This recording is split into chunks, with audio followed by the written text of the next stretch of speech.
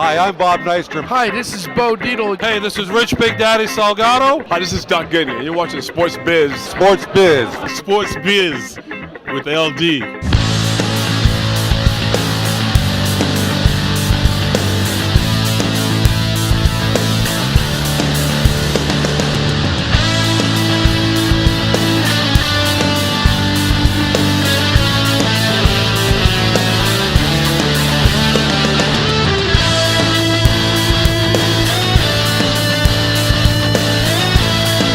Sports fans, this is Sports Biz with LD.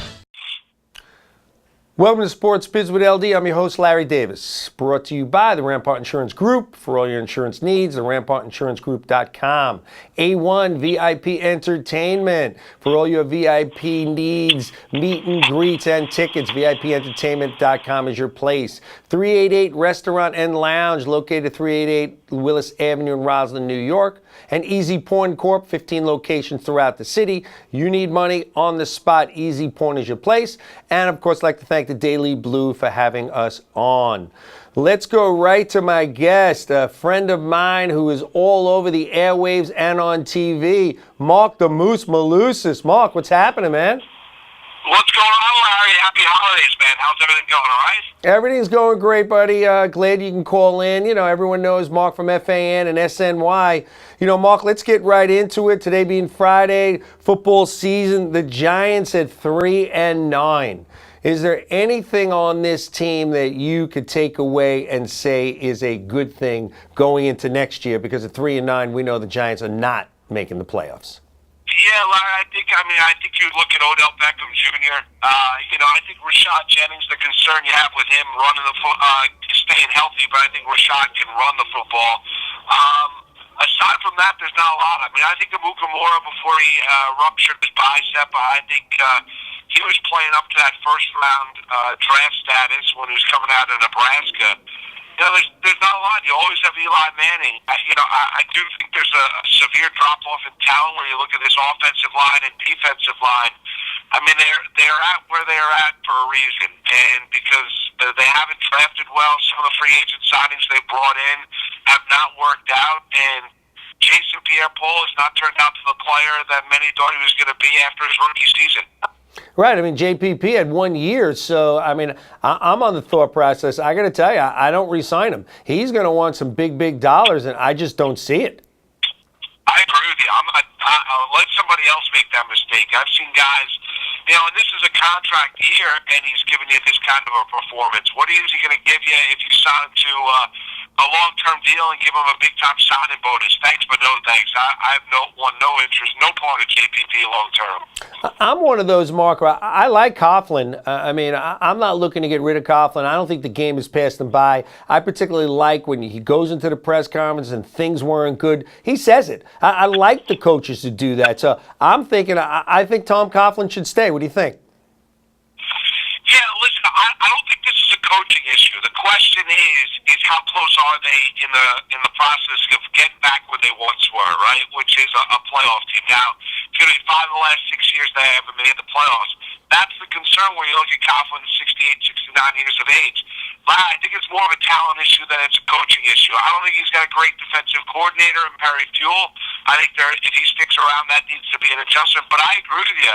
I think Tom Coughlin, with everything that he's done with the Giants for the past 11 years, I do think he deserves an opportunity here to stick around. Now, will he get it? It's hard to think right now, reading the tea leaves, that he will.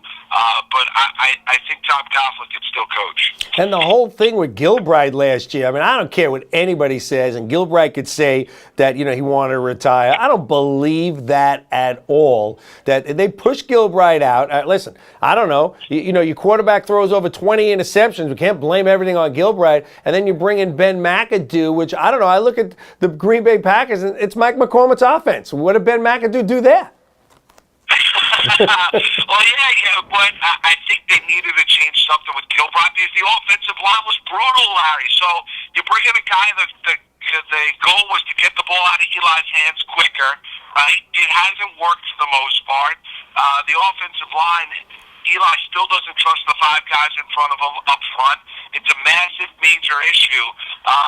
But yeah, I think Tom Coughlin, the first knock against him was him having to lose his offensive coordinator because he and Gilbride were very, very close. Right, and after what you just said, and we're going to move on to the Jets in a second, I don't know, I don't get rid of Gilbride. It seems like I need a new offensive line coach, not a new offensive coordinator. But let's move on to the Jets. Rex Ryan, I had one of you fellow guys from SNY on the show last year. I remember I had Brian Custer on. Him and I went back and forth, and I was saying get rid of Rex, and it was last year.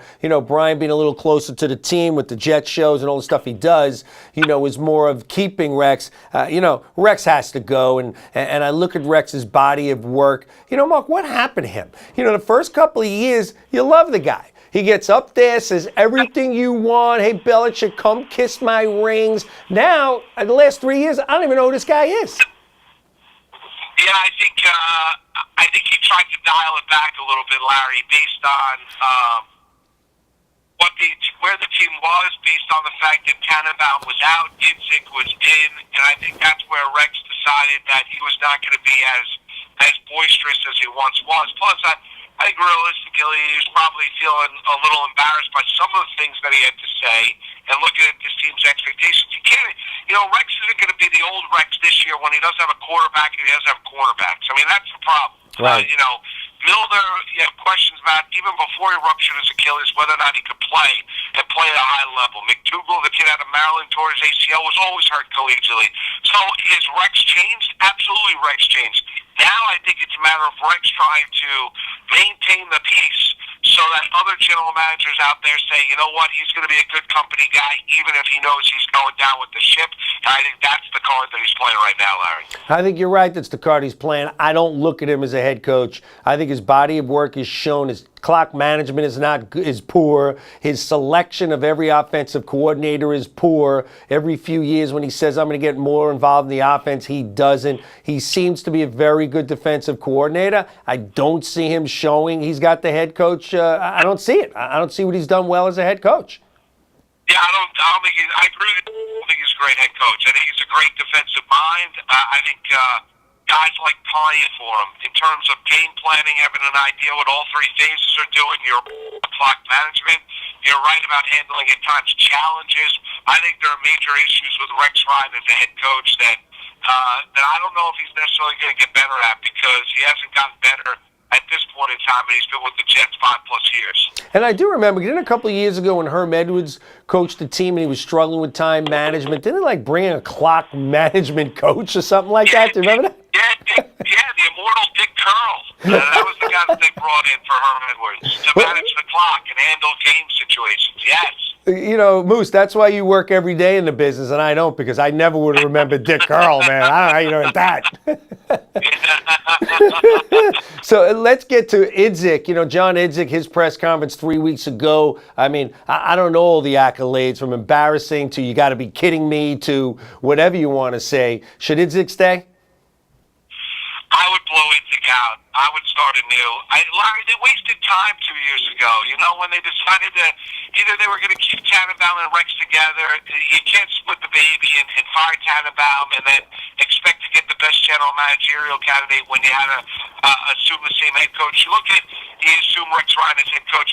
You look at Idzik, he's done a terrible job in free agency. I should say the draft. Bad job in free agency. His drafts are embarrassingly bad. What they did this past May with the 12 picks and not trading up for one guy, not accumulating more picks down the line is an absolute joke. And the guys that they drafted, half of them couldn't play. So I look at Idzik and I say, he's a cap guy. He was in Seattle.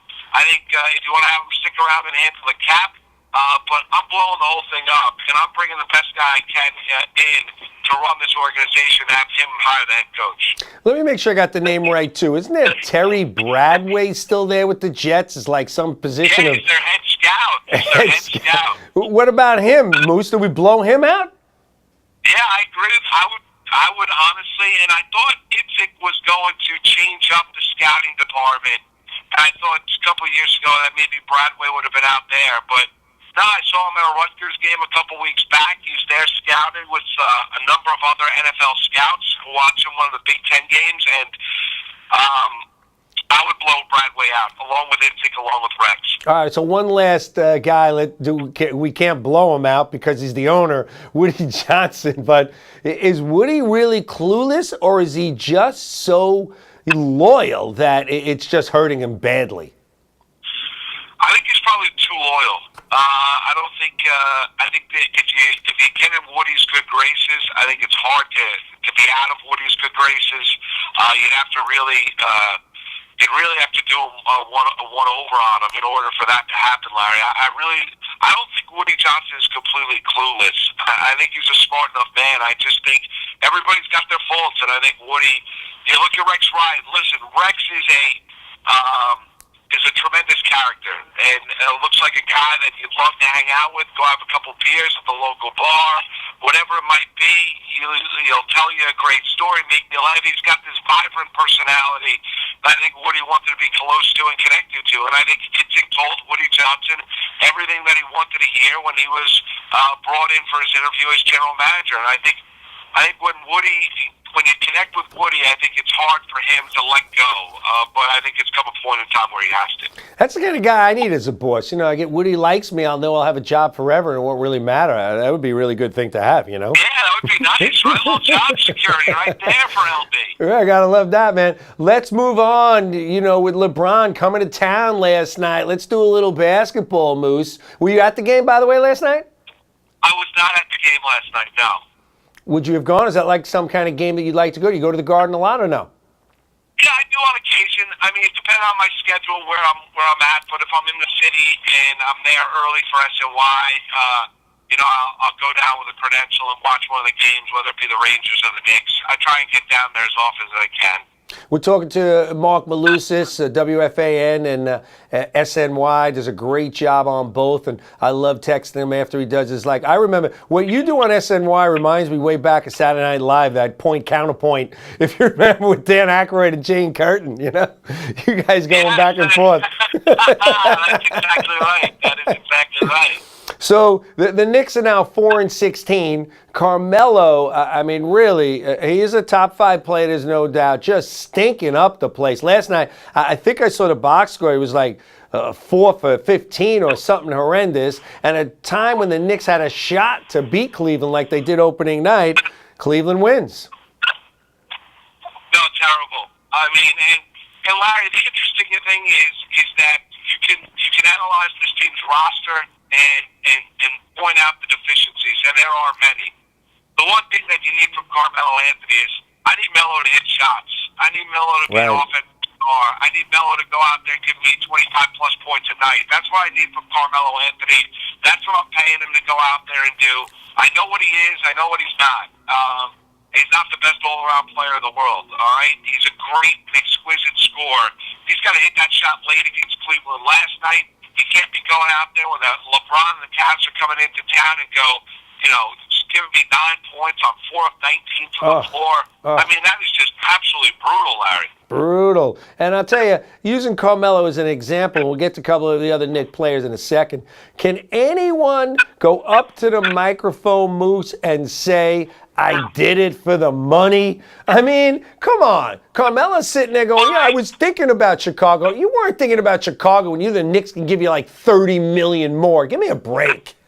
Yeah, nobody. Yeah, exactly. Yeah, who's going to turn down that kind of money to go to the Chicago Bulls when you can get paid that much more and stay here in New York with the Knicks? It's always about the money. I think the only guy that came out and did it, remember when Zach Greinke signed with the Dodgers a couple off seasons ago? Yep. I think at his press conference, he talked about the fact that he signed with the Dodgers because they paid him the most money. It was almost, people were taken back when he had to say it, but that's exactly the case. Who doesn't want to maximize their value? Everybody does. Nobody wants to go to work on 50 cents on the dollar when they could be making $1 or $1.50. That's the point here. Melo's back in New York because of the money, and that's fine. I don't fault him. I really don't. But I don't want to hear about how close you were to going to the Chicago Bulls when I don't really think you were all that close at all. Exactly, and especially with the magazine article coming out that he wants to be a CEO. What CEO is going to leave $30 million on the table? Not him or anybody else. No CEO. Right. No, right. You wouldn't be a CEO anymore. You'd be out. You'd be fired. Unless you work for Woody. Unless you work for Woody, because Woody's so loyal. The other only player I think is playing well in the Knicks, only one of the guy, Amare. Amare's playing very, very well. I mean, and people aren't talking about how well he's playing this year. Yeah, Amari's, and stunningly enough, what is it? It's a contract year for Amari. His contract is up after the season. So, listen, I think Amari, I've never questioned his effort. Unfortunately, the problem with Amari is that his body's not been able to hold up. And that's the biggest issue of all when you look at Stoudemire, is health. And can the body be able to hold up over the course of the year? Certainly the injuries have taken a toll of what he is as a player, but you're right, Larry. Stoudemire's looked fantastic, and he was great last night. I mean, two guys I thought were outstanding for the Knicks in the loss. I thought Stoudemire was good, and I thought the second-year guard out of Michigan, I thought Tim Hardaway Jr. was very good as well. Yeah, I think that's what it is, though. I think that all the players in the NBA, in all sports, they're all great. They don't get to where they are not being great. It's being consistent. So you're bringing up Hardaway Jr., which is nice, and I like him a lot, but at the end of the day, he's just not consistent enough. He doesn't have enough game in and game out and put the numbers up. And then, we should look at the Derek Fisher press conferences, and listen, I guess this is the way he is.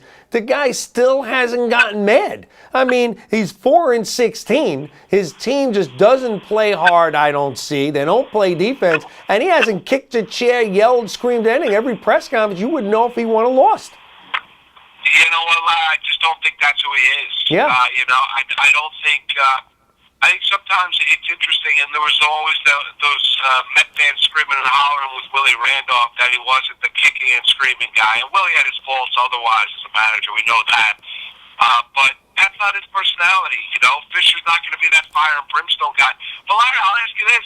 Do you think that kind of personality works in today's day and age? Do you think that guy, the Billy Martin type of personality, the screaming and hollering, talking about, after this team is off to the worst start for it, do you think that connects with players nowadays? I have a hard time thinking that it does. I think that, the line accountability, if you have the respect, like a Derek Fisher coming in with all the titles and all the great plays he won, if he's a guy who's going to tell you, you're going to be accountable, and I'm going to go to these press conferences today and say, Melo didn't play well tonight. 4 for whatever you said, 4 for 19, Melo didn't get open shots. I don't think that's so terrible to say that and remind the guys, you need to play better. Not the Rex Ryan when he goes to every press conference and sits and tells you that every player on his team is great. This was the greatest draft we ever had, and he never calls out a guy. I don't know. I think it might, because we're all about accountability today. So I think it might work. Why not?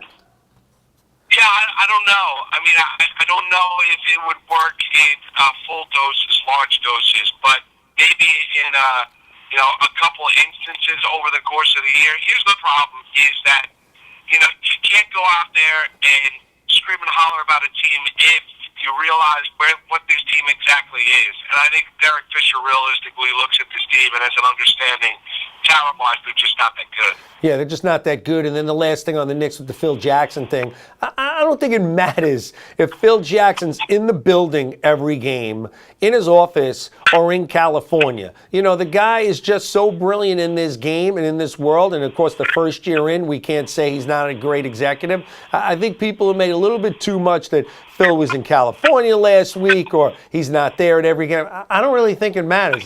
Phil knows what's going on and knows what he's doing. I agree with you. I don't think it matters, and I don't need Phil Jackson to oversee Derek Fisher. I don't need Phil Jackson to go to practice and run the triangle offense. I don't need any of that. Phil Jackson was hired to do a job, put a team together, right? He talked about it was going to be a process. It was going to take a little bit of time. He wanted a team that shared the basketball, loved one another, played as a team. All these things that come along with it, that Carmelo has got to take his game to another level. I agree. Whether he's at the game, whether he's up in Westchester watching the D-League Knicks, or whether he's in California or Montana, Phil Jackson has an understanding and a depth of what's going on with the team. Certainly he's got enough of his guys around to let him know exactly what's going on. You're right. He's got all his guys. The whole coaching staff are all his guys. Let's talk a little hockey here. You still got time, Moose? We're good? Yeah, absolutely. Absolutely, Okay. Larry. No, Let's talk a little absolutely. hockey. And, surprisingly, I'm going to lead with the Islanders because, the Rangers, we got Lundqvist and, maybe Nash, and that's about it. They're not playing out well. And the Islanders with Yaroslav Halak in nets are just the talk of the NHL. Yeah, they'd be great. I mean, how good and how great would it be the final year at the Coliseum, Larry, if they are, this kind of good, which is, Eastern Conference power type good, where you look at it as a legit Stanley Cup final contender. That's where they're at right now. Now, I know it's only December, but, Halak has won 11 straight, set the new team record, passing Billy Smith. We all know how good Tavares is. The young guys coming along, Oposo, Strome, you look at the defense, the two trades that Snow made right before the start of the year. For an organization that's been so disenfranchised and bad moves and bad picks and bad trades and the Milburys of the world, you can obviously even be critical of some of the moves Gar Snow's made over the years. This team, Snow said in the offseason, it's time. Now it's about winning. And this team is that good, and they're legit, and it's fun to see, and I feel really good for the Islander fans because they dealt with a lot of losing. Right, that was a lot of losing. And then when you, like you just said, that Halak broke a Islander record, today people don't realize how great those Islander teams was. The younger fans out there, to break any Islander record when they won the 4 Cups and one of the most dominant teams in sports history. And then Billy Smith, who I'm a Ranger fan, who I hated, and I've told him that every time I'm with him. I mean, I remember there's a great Sports Illustrated cover. It had a photo of Billy Smith, and it said, "The puck stops here." That's a great cover. I love that. Right, that's why I'm telling you, man. I remember, man. He used to sign those. He used to have autograph signings with him signing them. It was a great one. I mean, like I said, I didn't like it because I'm a Ranger fan, and I think also Tavares is a stud. I think Tavares is a top 5 player in the NHL.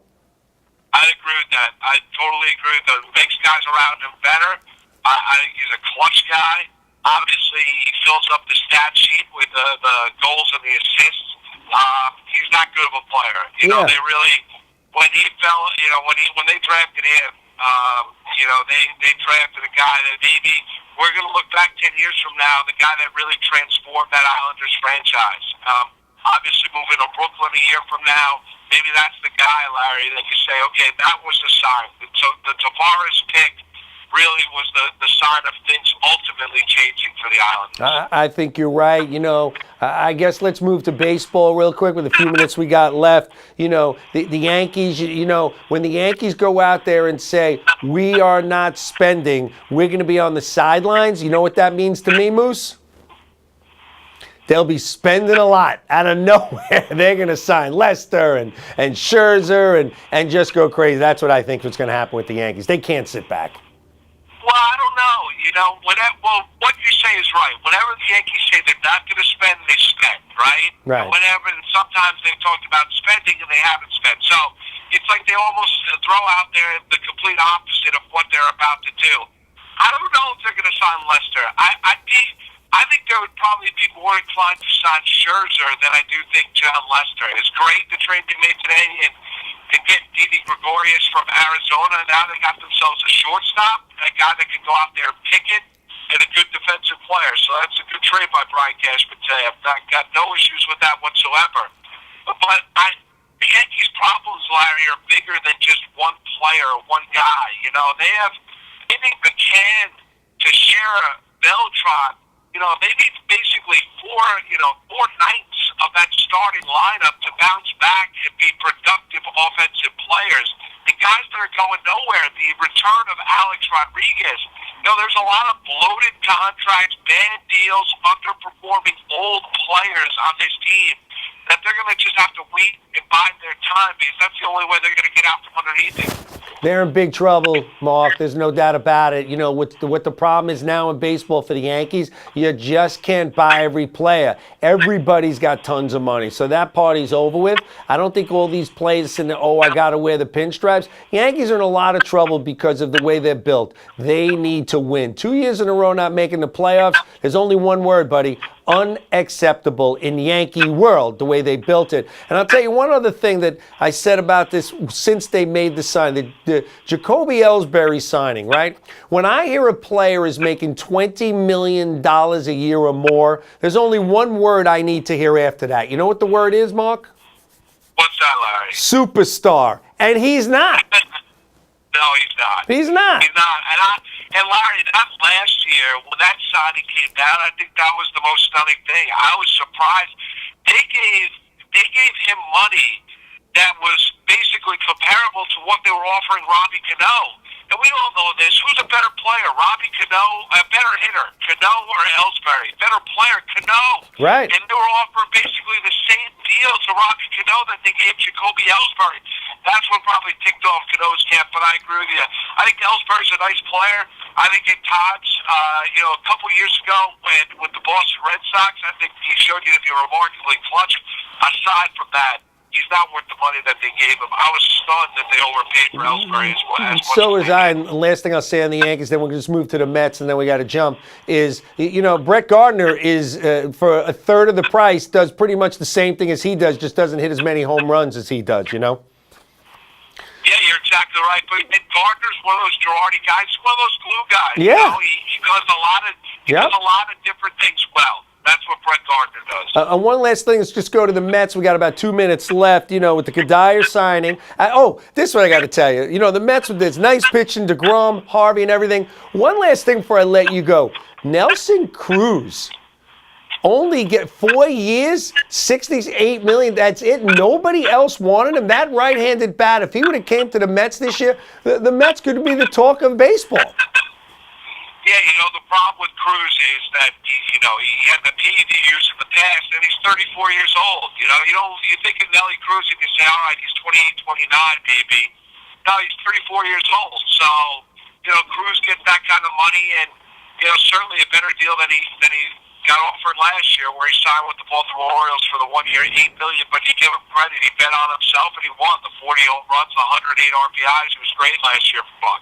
Yeah, but you know something? I hear you, but on any deal you do today that's 3-4 years or more, you're never getting the full amount of money on it. You're only going to get 2-3 years out of a guy, so it doesn't really matter. No, you're right. That's fair. That's fair. And the Mariners right now are thinking about the here and now. They're looking to try and get that team to the postseason. And they spent money last offseason. They continue to spend money this offseason. Marc Malusis, SNY, WFAN, Sunday nights with my buddy. What is it, Sunday or Monday nights with my buddy Sean Landetta? I am on Sunday nights and then Thursday night. No, Sunday nights with Landetta. Sunday nights or Sunday afternoon out at Resorts. At Resorts Casino. Marc the Moose Malusis, thanks for calling in, buddy. We got to have you on. You know how time flies. We're almost out of time, but you got to call back in, buddy. This half hour flew. No, absolutely, Larry. Whatever you need, man. Happy holidays. Thanks for having me, bud. Thanks, man. Take care, buddy. I'll see you out there. I'll see you at the games. You got it. The great Marc Malusis, like I just said, time flies just like that. Got to thank our sponsors. Rampart Insurance Group for all your insurance needs, rampartinsurancegroup.com. 388 Restaurant and Lounge, 388 Willis Avenue, Roslyn, New York. A1 VIP Entertainment for all your tickets and VIP meet and greet needs. And Easy Pawn Corp, 15 locations throughout the city. You need cash right now, go to Easy Pawn locations and you will get it. And we got to thank the Daily Blue. Don't forget, you could tweet me at SportsBizWithLD, Facebook SportsBizWithLD, and our website, SportsBizWithLD.com. We will see you next week. Sports Biz is sponsored by the Rampart Insurance Group for all your insurance needs. Special thanks to MintPros.com. Brought to you by the Daily Blue Network. Sports fans, this is Sports Biz with LD.